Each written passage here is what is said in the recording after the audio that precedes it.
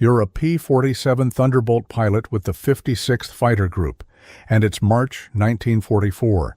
You've just escorted a bomber formation deep into Germany, and now you're hunting targets of opportunity on the way home. Below you, a Luftwaffe airfield sprawls across the countryside, rows of Messerschmitts and Focke-Wulfs lined up like sitting ducks. Your flight leader calls the attack, and you roll into your dive, lining up on the runway from the east, following the standard approach you've trained for dozens of times back in England. Then the sky erupts. Tracers arc up from every corner of the airfield. The flak is so thick you can practically walk on it. Your wingman takes a direct hit to his engine and peels off trailing black smoke. You're committed now, screaming in at 300 miles per hour, but every gun emplacement on that field knew exactly where you'd come from. They'd been waiting. You strafe the parked aircraft, see your rounds sparking off a Bf-109, but you're taking hits, dozens of them. Your Thunderbolt shudders as 20mm shells punch through the wing. You pull up hard, adrenaline masking the damage, and somehow nurse your shot-up fighter back across the channel. This wasn't a one-time disaster. This was the reality for American fighter pilots throughout late 1943 and early 1944.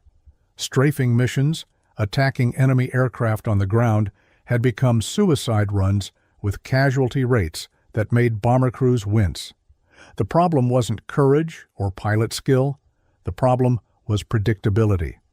American pilots were following textbook attack patterns that the Luftwaffe had long since figured out. Every airfield in occupied Europe was designed with prevailing westerly winds in mind.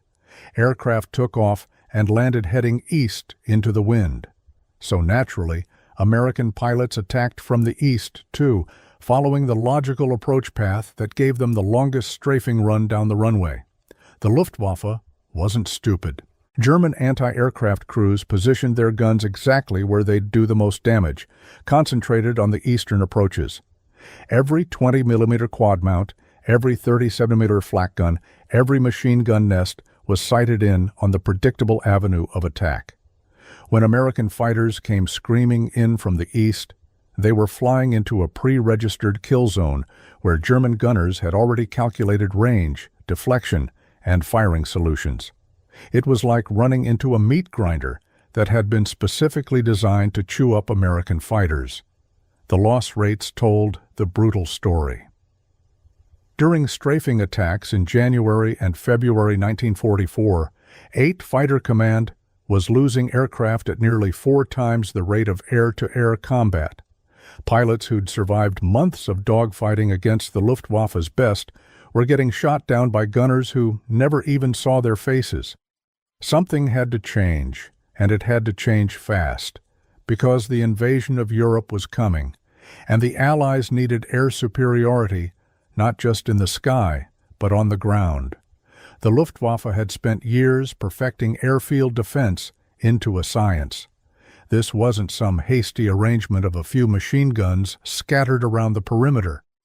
German engineers had transformed every operational airfield in occupied France, Belgium, and the Netherlands into layered fortresses where overlapping fields of fire created zones that were nearly impossible to penetrate without taking catastrophic damage. Walk around a typical Luftwaffe airfield in early 1944, and you'd count between 40 and 80 anti-aircraft positions. The Germans used a defense-in-depth concept borrowed from their ground warfare doctrine.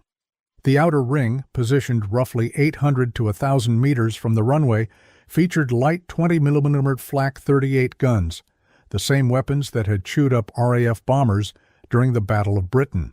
These fired 120 rounds per minute and were specifically positioned to engage attacking aircraft during their approach run, before they could line up for their strafing pass.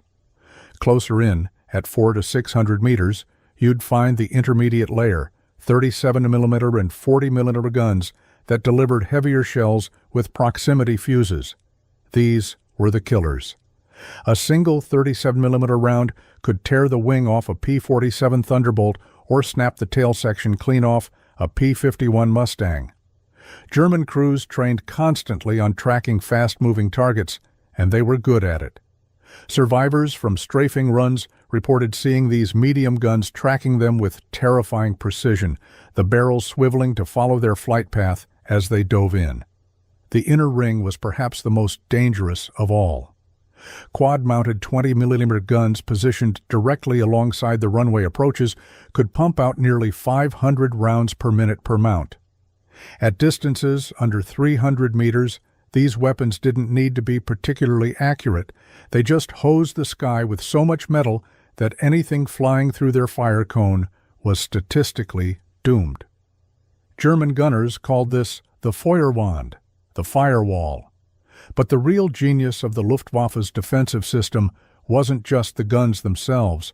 It was how they were positioned based on operational reality. German airfield commanders knew their own aircraft took off and landed heading east into the prevailing westerly winds. They knew attacking fighters would follow the same approach vector to maximize their time on target. So they stacked their defensive firepower on the eastern approaches like a fortress wall.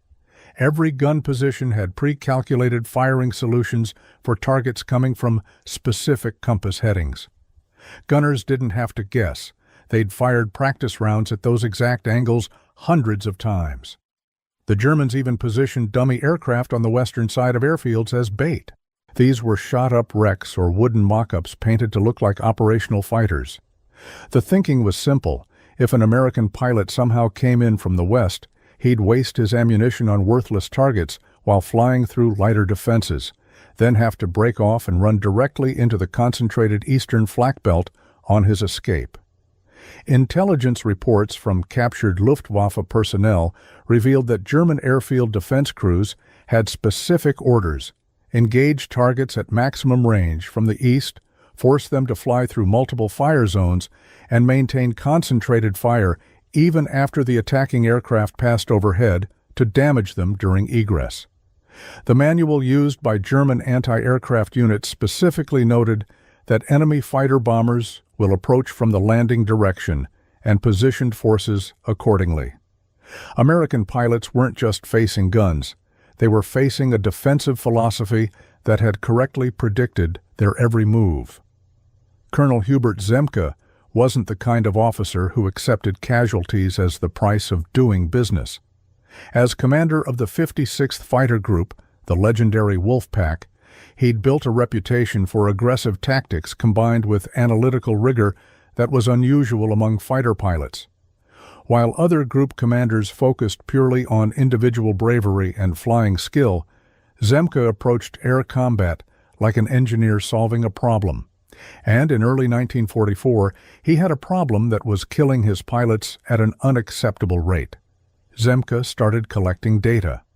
After every strafing mission, he personally debriefed surviving pilots, mapping out exactly where they'd taken damage, which gun positions had engaged them first, and what their approach vectors had been. He requested reconnaissance photos of Luftwaffe airfields and spent hours studying them with his intelligence officer, marking every visible flak position with grease pencil. What emerged was a pattern so obvious it seemed incredible that nobody had acted on it before. The Luftwaffe had built their defenses for attacks from the east, period. The western approaches had perhaps one-third the gun emplacements, and those that existed were positioned to engage aircraft climbing out after an attack run, not aircraft coming in fresh. More importantly, the heavy 37mm and 40mm guns that were doing the most damage were all sighted in with pre-calculated firing solutions for eastward approaches. Zemke realized something crucial. Those guns couldn't easily traverse fast enough to engage targets coming from unexpected angles. Anti-aircraft guns in 1944 weren't point-and-shoot weapons. Engaging a fighter traveling 300 miles per hour required the gun crew to calculate lead, elevation, and deflection. The Germans had done all that math in advance for eastward approaches. But a target coming from the west, attacking in the opposite direction of normal landing patterns, would require the gunners to completely reverse their firing solutions in the handful of seconds between visual acquisition and weapons range. It was the difference between aiming at a target you'd practiced hitting 1,000 times and trying to shoot at something coming from behind you. Zema proposed something radical: attack Luftwaffe airfields from the west, against the normal traffic pattern, strafing in the opposite direction of takeoffs and landings. His staff thought he was crazy. The conventional wisdom was that you attacked along the runway axis to maximize your time on target, and runways ran east-west because of prevailing winds. Attacking from the west meant you'd be strafing across the runway instead of down its length, giving you less time to engage parked aircraft. But Zema had done the math. If attacking from the west meant his pilots took 70% less flak damage, they could afford a slightly reduced time on target. Dead pilots couldn't destroy aircraft. Live pilots who survived their first pass could come around for a second. The kill-to-loss ratio would improve dramatically, even if individual pass effectiveness decreased slightly. He wasn't interested in theoretical perfect attacks. He was interested in attacks his men would survive. The tactical concept became known as reverse pattern strafing. Instead of following the expected approach vector that German defenders had optimized for, American fighters would come in low from the west, use the element of surprise to hit parked aircraft before flak crews could respond effectively, then egress eastward, climbing out through what had been the approach corridor. By the time German gunners repositioned and got their heavy weapons traversed around, the American fighters would already be accelerating away at treetop level where the flak guns couldn't depress low enough to track them. Zema needed to prove it would work. That meant a combat test under real conditions against a heavily defended target. May 8, 1944. The target was Osher Slaben, a Luftwaffe airfield roughly 80 miles west of Berlin that intelligence reported as home to elements of Jagdgeschwader 11, one of the Luftwaffe's premier fighter units. The field had been attacked multiple times in previous months using conventional eastward approaches, and 8 Fighter Command had lost 11 fighters in those raids while destroying perhaps twice that number of German aircraft on the ground. The exchange rate wasn't good enough. Zema's 56th Fighter Group would try something different. The mission briefing that morning broke from standard procedure. Zema's operations officer laid out the attack plan. 16 P-47 Thunderbolts would approach Osher Slaben from the west at minimum altitude, masked by terrain features to avoid early radar detection. They'd pop up just 2 miles from the field, barely giving German defenders time to react, then strafe westward across the parking revetments and dispersal areas before egressing east. Pilots who'd flown against Osher Slaben before looked at the briefing maps with skepticism. Everything in their training said, you attack down the runway, not across it. But Zema had hand-picked his flight leaders, men who trusted his judgment and could adapt tactics on the fly. Captain Walker Mahurin, already an ace with 16 kills, would lead the first flight. Lieutenant Robert Johnson, who'd famously nursed a shot-up Thunderbolt back from a mission after taking over 200 hits, would lead the second. These weren't green pilots who'd panic if things didn't go according to plan. They were experienced combat veterans who could improvise. The attack unfolded exactly as Zema predicted. The Thunderbolts came screaming in 50 feet off the deck, roaring over the western perimeter of Osher Slaben before German radar even registered their presence. The Luftwaffe pilots on the field saw them first. Men who'd been walking to their aircraft or conducting pre-flight checks suddenly dove for slit trenches as 8 tons of fighter screamed overhead at 300 miles per hour. The flak guns on the western side opened up, but there were only a handful of them, and their crews were frantically trying to track targets that had already passed their firing position. Mahurin's flight hit the primary dispersal area where FW-190s were parked, wingtip to wingtip. His 850 caliber machine guns, 4 in each wing, fired in one continuous burst that chewed through 3 fighters before he even had to adjust his aim. The armor-piercing incendiary rounds punched through aluminum skin, fuel tanks, and engine blocks with devastating effect. 2 of the Focke-Wulfs exploded immediately. the third simply crumpled as its internal structure failed. Johnson's flight concentrated on the northern revetments where BF-109 sat, in sandbagged protective positions. The reverse approach meant they were hitting these positions from the rear quarter, exactly where the Germans hadn't reinforced them. The sandbag walls that were supposed to protect the fighters from frontal attacks were useless against fire coming from behind. Johnson personally destroyed 4 Messerschmitts in a single 5-second burst. The German flak crews were in chaos. The heavy 37mm guns on the eastern side were positioned to engage aircraft coming toward them, not aircraft that were already overhead and moving away. By the time gunners traversed their weapons around, the Thunderbolts were already aggressing east at maximum speed and minimum altitude. A few bursts of light flak followed them out, but the concentrated, devastating fire that had characterized previous attacks never materialized. The firewall had a fatal gap, and Zemke's pilots had flown straight through it. The results stunned 8th Fighter Command. The 56th destroyed 23 German aircraft on the ground at Osher Slaben, more than twice the typical haul from previous raids. More importantly, all 16 attacking Thunderbolts returned to base. A few had minor flak damage, but nothing serious. 0 losses, 0. For a strafing mission against a heavily defended target, that was unheard of. The success at Osher Slaben wasn't just about surprising the Germans once. Zemke and his intelligence staff realized they'd exposed a fundamental weakness in Luftwaffe airfield defense that couldn't be easily fixed. The problem was rooted in physics, engineering limitations, and the operational realities of how airfields actually functioned.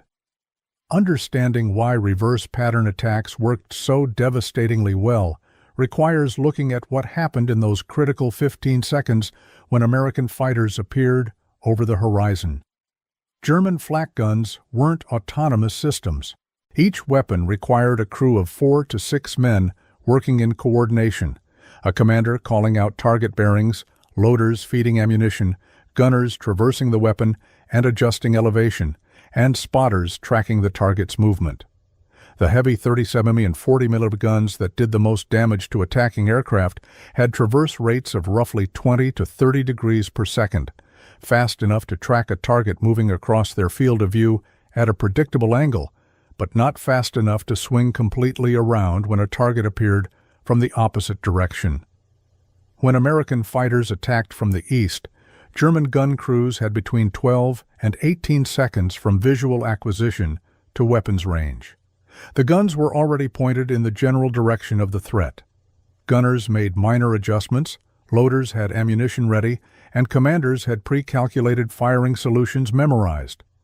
It was like a baseball player standing at the plate waiting for a pitch he knew was coming. All the preparation was done, and execution was simply a matter of timing. Reverse pattern attacks flipped this equation. Fighters approaching from the west meant gun crews had to physically rotate their weapons roughly 180 degrees, a half-circle traverse that took between 6 and 9 seconds for heavy flak guns. But the American fighters were only 12 seconds out from being overhead. By the time German gunners got their weapons pointed in the right direction, the P-47s were already strafing parked aircraft and beginning their egress. The window for effective engagement collapsed from 15 seconds down to maybe 3 or 4 seconds of viable firing time. Even worse for the defenders, the egress route took American fighters directly through what had been the approach corridor, the eastern sector where heavy guns were positioned. But now those fighters were moving away at high speed and low altitude. Flak guns have limited depression. They can't aim straight down. Most heavy German anti-aircraft weapons couldn't depress below -3 degrees, which meant once an aircraft dropped below a certain altitude relative to the gun position, it was physically impossible to hit it. American pilots exploiting reverse pattern attacks egressed at 50 to 100 feet off the ground, below the depression limits of the most dangerous weapons. The mathematics of deflection shooting made things even worse for German gunners. When a target is moving across your field of view, you aim ahead of it, leading the target so your shells and the aircraft arrive at the same point in space. The amount of lead required depends on the target's speed and angle. German gunners had practiced these calculations endlessly for eastward approaching targets. But when fighters came from the west, all those calculations inverted.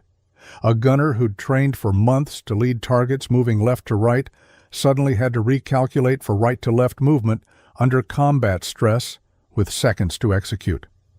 Muscle memory became a liability. Gunners instinctively led targets the wrong direction, sending shells behind the American fighters instead of in front of them. Captured German documents from June 1944 revealed the extent of the problem.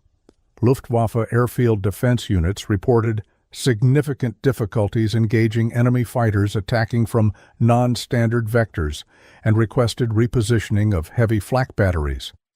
But here's where operational reality created an unsolvable dilemma. You couldn't just move the guns.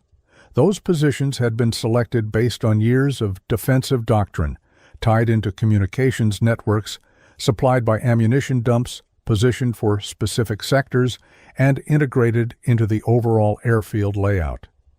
Moving them would take weeks of engineering work, and there weren't weeks available. Word of Zemke's success spread through 8 Fighter Command like wildfire. Fighter group commanders who'd been bleeding pilots on strafing missions suddenly had a tactical solution that worked. By late May 1944, just weeks before D-Day, the reverse pattern concept was being briefed at wing and command level. Major General William Kepner, commanding the 8 Fighter Command, recognized he was looking at a force multiplier that could reshape the air superiority campaign over occupied Europe. The formal adoption happened faster than almost any tactical innovation in military history.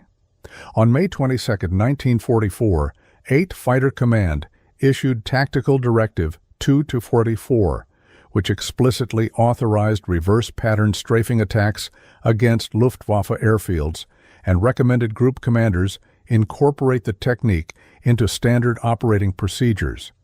The directive didn't mandate exclusive use.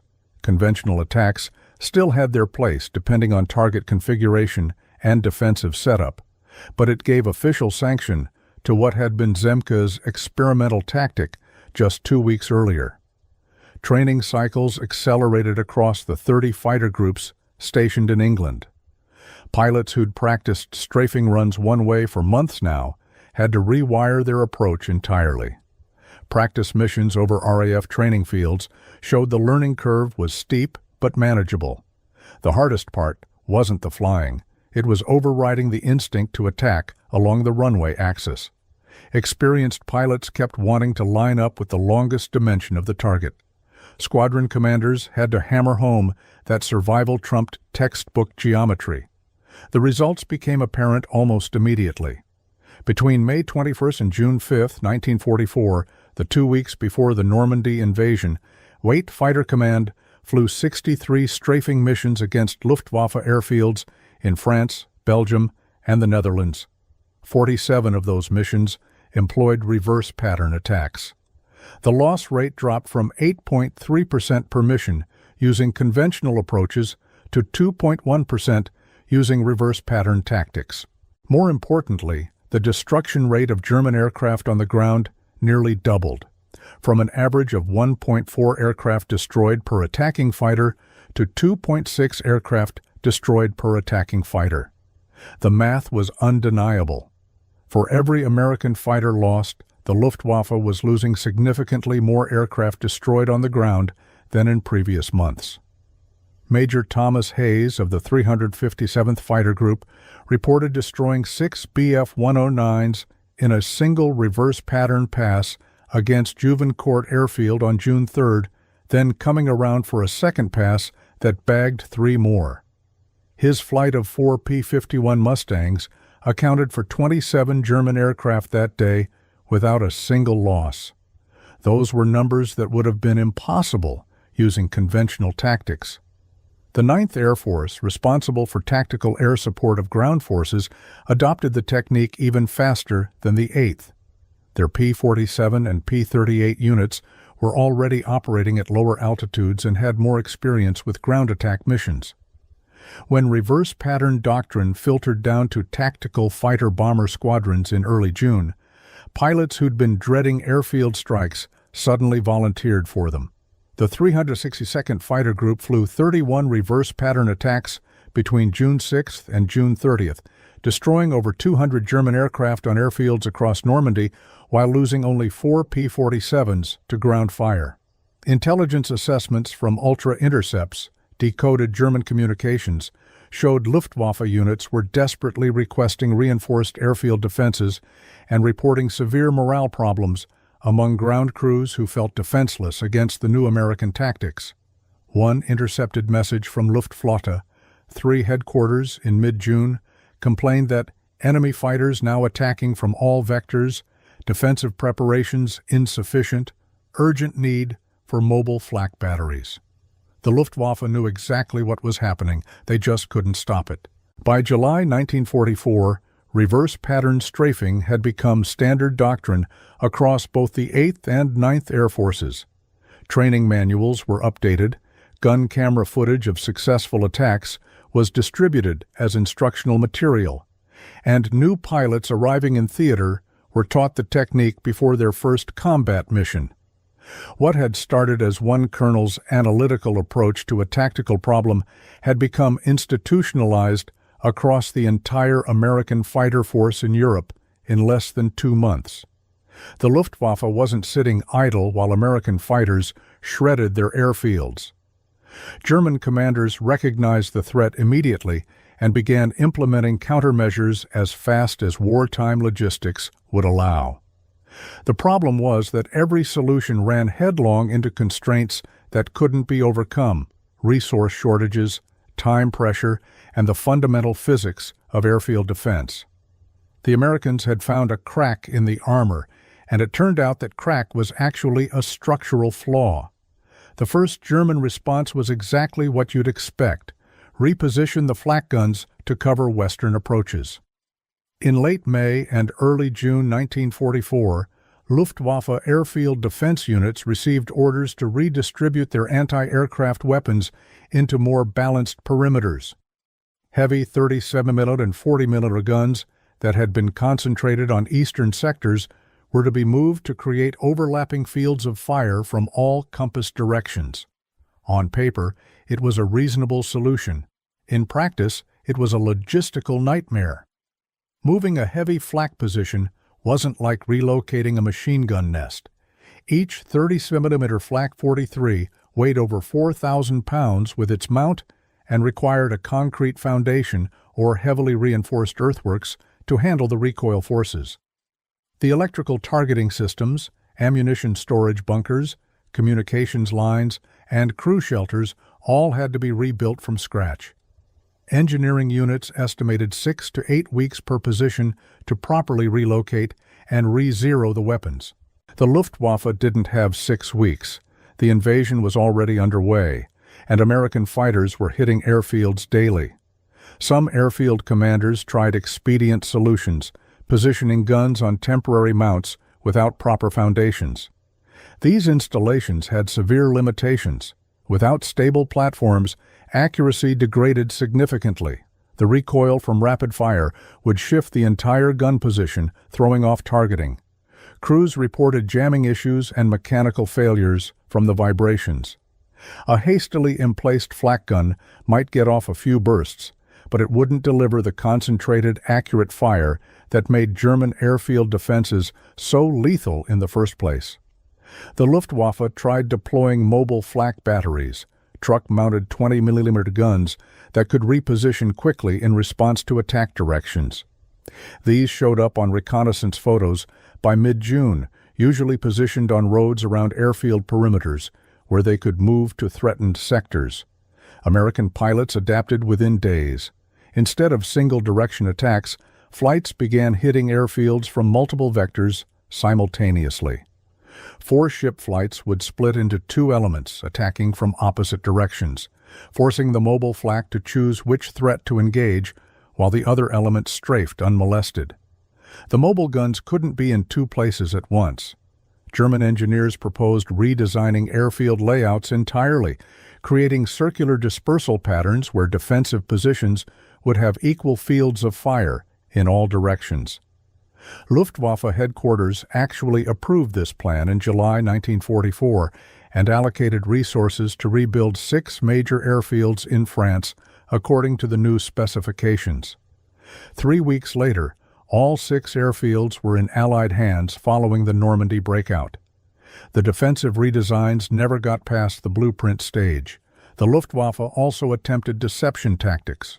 They created dummy flak positions on western approaches, sandbag emplacements with logs painted to look like gun barrels, hoping American pilots would avoid these sectors or waste time evading non-existent threats.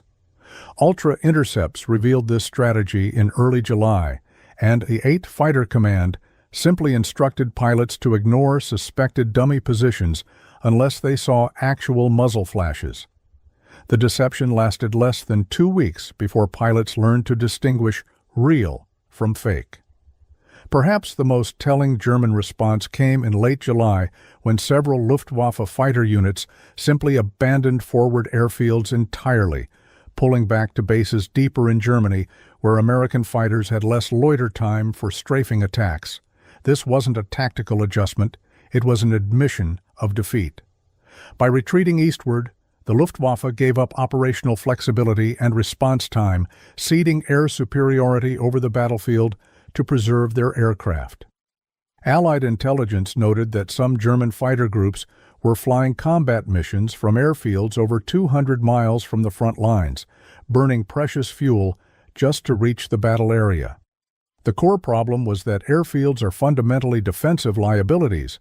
You can't hide them, you can't move them, and they require predictable approach and departure patterns based on wind and weather. Once the Americans demonstrated that attacking against the standard pattern worked, there was no countermeasure that didn't involve rebuilding the entire defensive infrastructure from scratch. The Luftwaffe didn't have the time, resources, or breathing room to make that happen while fighting a two-front war. The reverse pattern strafing technique didn't die with World War II. What Colonel Zema and his pilots pioneered over Luftwaffe airfields in 1944 became foundational doctrine that echoes through military aviation to this day. The core principle, attack from the direction your enemy least expects by exploiting their operational assumptions, transcended the specific tactical problem and became a case study taught at every major air warfare institution in the world. In the immediate post-war period, the newly formed United States Air Force codified reverse pattern attacks into formal ground attack doctrine. The 1949 Manual for Fighter-Bomber Operations dedicated an entire chapter to non-standard approach vectors for suppression of enemy air defenses, which was essentially Zema's concept with bureaucratic language wrapped around it. Pilots training for the Korean War studied gun camera footage from 1944, strafing runs as examples of how to survive in heavily defended airspace. Korea proved the technique's relevance in the jet age. When F-80 Shooting Stars and F-84 Thunderjets began hitting North Korean and Chinese airfields in 1951, they faced defense networks remarkably similar to what the Luftwaffe had employed. Layered anti-aircraft guns positioned to defend against standard approach patterns. American pilots applied reverse pattern tactics almost instinctively, attacking airfields from unexpected vectors that caught defenders positioned for conventional attacks. The loss rates for airfield strikes in Korea were significantly lower than strategic planners had predicted, largely because the institutional memory of what worked in Europe carried forward. The Soviet Union took notice. After studying American tactics in Korea, Soviet military aviation theorists completely redesigned their airfield defense doctrine in the mid-1950s. New Soviet air defense manuals mandated 360-degree coverage with overlapping fire zones, specifically citing American variable vector attacks as the threat model. When American reconnaissance aircraft photographed Soviet airfields in the late 1950s, The circular defensive layouts were immediately recognizable as direct responses to what Zema had pioneered 15 years earlier. Vietnam brought another evolution. Surface-to-air missiles had largely replaced flak guns by the 1960s, but the fundamental problem remained. Defenders positioned their weapons based on expected attack patterns.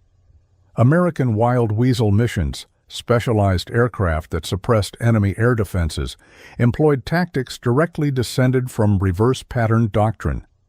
Instead of approaching targets along the most logical vectors, Wild Weasel crews deliberately flew unpredictable routes that forced North Vietnamese missile operators to constantly reposition and recalculate, degrading their effectiveness.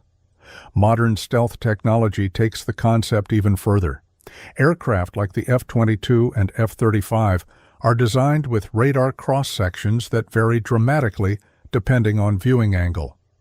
Doctrine for employing these aircraft emphasizes attacking from axes where enemy radar coverage is weakest, essentially a high-tech version of hitting Luftwaffe airfields from the west instead of the east. The principle scales from visual range gunfights to beyond visual range missile combat. The Israeli Air Force studied reverse pattern tactics extensively and applied them during the 1967 Six-Day War. When Israeli fighters destroyed the Egyptian Air Force on the ground in a series of devastating strikes on June 5, 1967, they attacked from the Mediterranean, approaching from the north and west over water where Egyptian radar coverage was thinnest and defensive positions were lightest. Egyptian airfields had been designed with defenses concentrated against threats from the east, where Israel was actually located. The Israelis exploited that assumption exactly as Zema had exploited German assumptions 23 years earlier. Today, the United States Air Force Weapons School at Nellis Air Force Base teaches reverse pattern concepts as part of the suppression of enemy air defenses curriculum. Students study the Osher Slaben raid as a historical example of tactical innovation under combat pressure. The specific techniques have evolved. Modern aircraft use electronic warfare, standoff weapons, and network-centric coordination that didn't exist in 1944, but the underlying principle remains unchanged. Identify your enemy's assumptions about how you'll attack, then do something else. What makes the reverse pattern story remarkable isn't just that it worked. It's that one officer with a calculator and reconnaissance photos identified a problem, developed a solution, tested it under combat conditions, and changed operational doctrine across an entire theater of war in less than 8 weeks. In an era when military bureaucracies are often criticized for slow adaptation, Zema's innovation stands as proof that good ideas can move fast when lives are on the line. The Luftwaffe spent years building airfield defenses optimized for one threat model. Zema spent weeks proving that model wrong, and the ripples from that insight are still visible in how modern air forces approach ground attack missions 80 years later.